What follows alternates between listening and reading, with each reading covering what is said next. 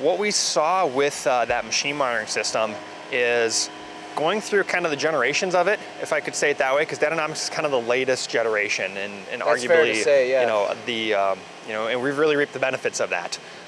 But that first generation was really that traditional operator input, tell me why the machine's not running, so that upper management can scrape data and see what's happening on the shop floor.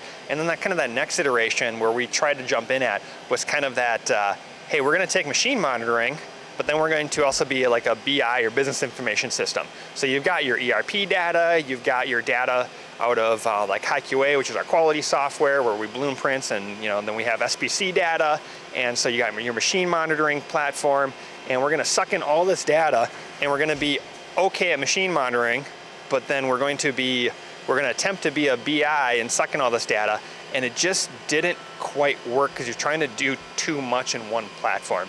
And what we saw with that was a couple issues. The first is you would have MT Connect on all these machines, and all the data was tagged completely different from even the same brand, right? And so now we've got this machine monitoring kind of BI system, and I have to build out my own dashboards. I have to build out my own reports because nothing's out of the box, or what is out of the box wasn't really designed for us, right?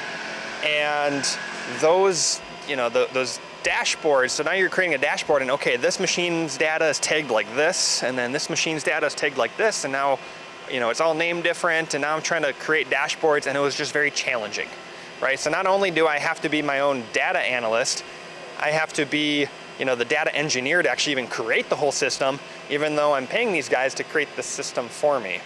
And so it's just very... Seems like a messy cycle of... It was.